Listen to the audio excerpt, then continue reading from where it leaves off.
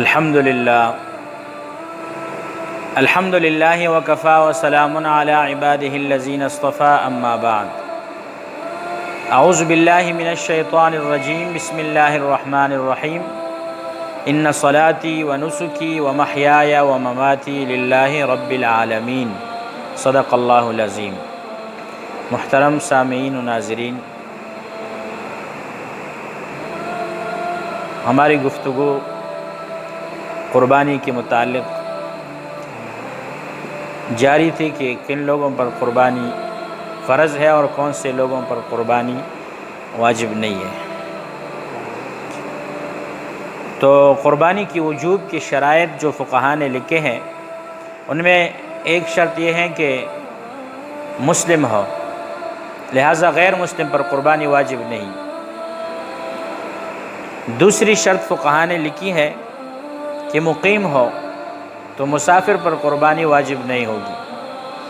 تیسرا شرط جو فقہاء نے لکھا ہے وہ یہ لکھا ہے کہ آزاد ہو، غلام پر قربانی واجب نہیں۔ بالغ ہو، نابالغ پر قربانی واجب نہیں۔ اور اسی طرح یہ بھی لکھا ہے کہ عاقل ہو، یعنی صحیح ہو، مجنون نہ ہو، کیونکہ مجنون پر قربانی نہیں۔ اگر مجنون کو قربانی کے ایام میں افاقہ ہو جائے، وہ ٹھیک ہو جائے، تو پھر قربانی واجب ہوگی۔ اسی طرح تونگری اور وسعت یعنی صاحب نصاب ہونا، یہ 6 شرائط وجوب ہے قربانی کے لیے۔ تو اس کے ذیل میں ہم چند مسئلے عرض کریں گے۔ اس سے پہلی ویڈیو میں ہم نے چند مسائل پر گفتگو کی تھی، اس کے بعد آج اس مسئلے پر بحث کریں گے کہ آج کل بعض لوگوں کا یہ فیشن بنتا جا رہا ہے کہ محض دکھاوے کی خاطر مہنگے ترین جانور خرید کر قیمت کا چرچا کرتے ہیں اور بازاروں میں اور ادھر ادھر انہیں چکر دیتے ہیں، ریاکاری اور دکھلاوے کا جانور۔ میرے خیال میں کتنا ہی قیمتی کیوں نہ ہو، رب کریم کی نظر میں اس کی کوئی قیمت نہیں ہے۔ تو میرے خیال میں فقہاء نے بھی یہی لکھا ہے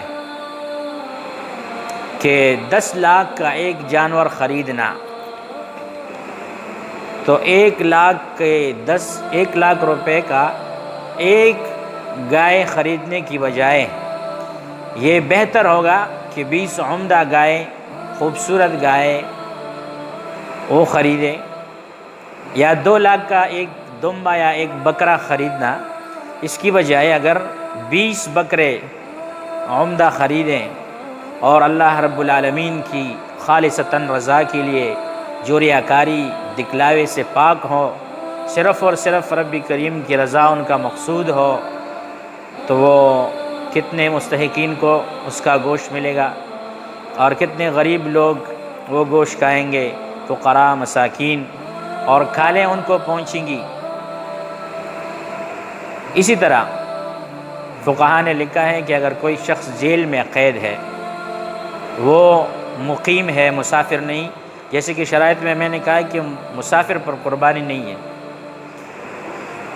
کوئی شخص جیل میں قید ہے اور اپنے شہر میں مقیم ہے، اپنے شہر کی جیل میں ہے، اور نصاب کا مالک بھی ہے، یعنی صاحب نصاب ہے، وسعت اور تونگری کا مالک ہے، تو اس پر قربانی کے ایام میں قربانی واجب ہے۔ اس کی مرضی ہے، چاہے قید خانہ میں کرے یا کسی کو کہہ کر باہر کسی اور جگہ پر قربانی کرائے، یعنی وہ آدمی اس کا وکیل ہوگا۔ تو یہ قید شخص کا مسئلہ ہے کہ جو جیل میں قید ہو۔ یہ مسئلہ قربانی کے مسائل کا انسائکلوپیڈیا صفحہ نمبر 132 پر لکھا ہوا ہے۔ اسی طرح علماء نے لکھا ہے، اگر کوئی شخص مالدار ہے اور بیرون ملک یا بیرونی شہر جیل میں قیدی ہے اور مسافت سفر، یعنی اپنے شہر سے باہر مسافت سفر میں ہے، مسافت سفر آپ کو عرض کرتا چلوں کہ وہ 77.5 کلومیٹر کا فاصلہ ہے، 77.5 کلومیٹر۔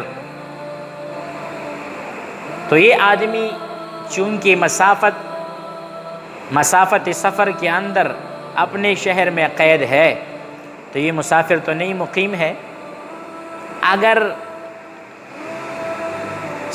جو مدت اقامت ہے یعنی 15 دن سے کم، 15 دن یا 15 دن سے زیادہ، اگر اس کی مدت قید 15 دن سے کم ہو تو وہ مسافر ہوگا، قربانی واجب نہیں ہوگی اس پر۔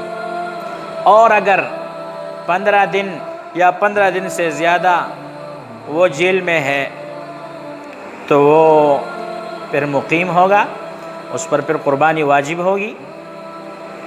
والدلیل علی ھذا، وہ اس پر دلیل فقہاء نے مسئلہ لکھا ہے۔ الاسیر المسلم فی عید الکفار، ایک لمبی چوڑی عبارت ہے، اس میں وہ فرماتے ہیں کہ ایک آدمی ہے، مسلمان ہے اور کفار کی قید میں ہے، دارالحرب میں، ان عزم الفرار، اگر وہ مسلمان قیدی کافروں کی جیل سے بھاگنے کا عزم کرے کہ میں یہاں سے نکلوں گا اگر ممکن ہو، تو علماء لکھتے ہیں اگر کفار اس آدمی کو، اس اسیر کو قید خانے میں 15 دن کی یا 15 دن سے زیادہ اس آدمی کے رکھنے کا نیت کرتے ہیں اور یہ قیدی نیت کرتا ہے کہ میں بھاگوں، تو یہاں پر دو نیتیں جمع ہوتی ہیں، ایک کفار کی جیل میں قید کرنے والوں کی اور ایک قیدی کی نیت ہے کہ میں بھاگ جاؤں۔ تو علماء نے لکھا ہے کہ یہاں پر فیکون المعتبر فی حقہ نیتہم فی السفر والاقامہ لا نیتہ، کہ قیدی کی نیت کا اعتبار نہیں کیا جائے گا بلکہ ان قید کرنے والوں کی نیت کا اعتبار کیا جائے گا سفر اور اقامت کے حق میں، لہٰذا وہ نماز مکمل پڑھے گا، قصر نہیں کرے گا۔ الموسوعۃ الفقہیہ جلد 4 صفحہ 222۔ تو مسئلے کا حاصل یہ ہوگا کہ اگر کوئی شخص مالدار بیرون ملک جیل میں ہے یا بیرون شہر ہے، لیکن جہاں بھی ہے مسافت سفر سے زیادہ یعنی 77.5 کلومیٹر سے زیادہ ہے اور مدت قید اس کی 15 دن سے زیادہ ہے، تو یہ مقیم شمار کیا جائے گا۔ اگر کم ہے تو مسافر شمار کیا جائے گا۔ تو جب مسافر ہوگا قربانی واجب نہیں ہوگی، اور اگر 15 دن یا 15 دن سے زیادہ ہو تو مقیم ہوگا، اس پر پھر قربانی واجب ہوگی۔ اسی طرح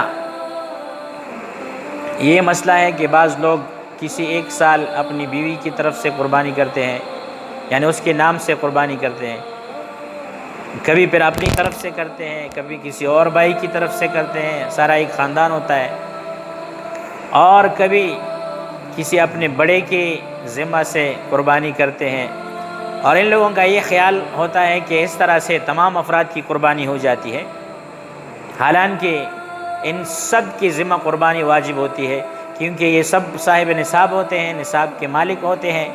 تو یہ بات غلط ہے، کیونکہ گھر کے وہ افراد جو نصاب کے مالک ہیں ان افراد پر قربانی واجب رہے گی، اور اس طرح قربانی کرنے سے باقی افراد کی وجوب ساقط نہیں ہوگی اور تمام اہل خانہ کا واجب ادا نہ ہوگا۔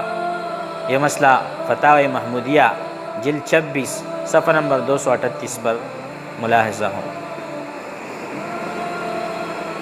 اسی طرح المسائل المہمہ جلد 6 صفحہ نمبر 172۔